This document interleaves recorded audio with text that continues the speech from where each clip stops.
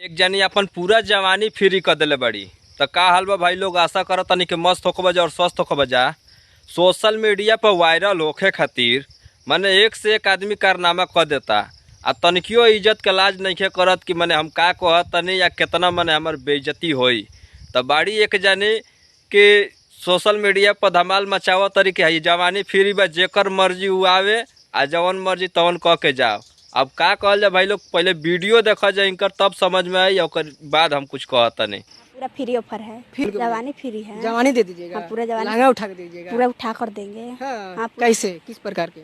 इस तरह और हाँ, थोड़ा दिखाइएगा, दिखाइए पूरा। हाँ दिखाइएगा, कैसे दीजिएगा? कैसे देंगे वैसे देंगे। हाँ, ऐसे उठा के दीजिएगा। हाँ, पूरा उठा कर देंगे। हाँ, हाँ, पूरा उठा कर देंगे। हाँ, लाज नहीं लग रहा है? उसमें शर्म का क्या बात है? शर्म नहीं लगता है? क्या चीज का शर्म है? हाँ, जब शर्म होता तो हम करवे करते हैं। हाँ, हमारे सलोनी लाइफ है, उसे सब्सक्राइब कर दीजिए, लाइक कर दीजिए और जितना हो सके उतना कमेंट कीजिए। सलोनी लाइफ इंस्टाग्राम, फेसबुक और यूट्यूब। हाँ, तो ये लोग सब्सक्राइब कर देगा तो आप दे दीजिएगा। हाँ, सब्सक्राइब कर दीजिए, पूरा फ्री है। मैंने फ्री मैंने क्या दीजिएगा? सूत कर लीजिए, उठ कर लीजिए, बैठ कर, आपको जैसा मर्जी वैसे ले सकते हैं। हाँ, ले सकते हैं। ले सकते हैं। हाँ, ले सकते हैं, कोई दिक्कत नहीं है। कोई दिक्कत नहीं है। हाँ, दर्द नहीं करेगा? क्या चीज का दर्द होगा? मतलब रोड का दर्द होता है? हाँ, नहीं होता है। पूरा हावड़ा पुल हो गया है? पूरा हावड़ापुर है, क्या है? पूरा चढ़ गया है। कैसे देती हैं, थोड़ा उठा कर दिखाइए। ऐसे देते हैं। कैसे देती हैं?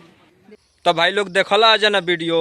अब एमे पत्रकार भाई के दोष दियल जा कि लड़की के दोष दियल जा, क्या इनकरा जवानी के दोष दियल जा कि ऐसा माने उम्र आइल बटे तो ये कुल कांड करत तरी।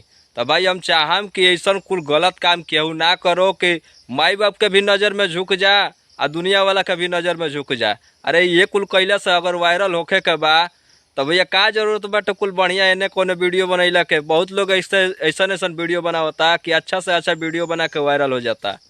तो अब हम का कहीं भाई लोग, अगर तहने लोग को कुछ बुझाई तो कमेंट करके बताओ जा कि कैसन लागल है वीडियो, कैसन ना लागल।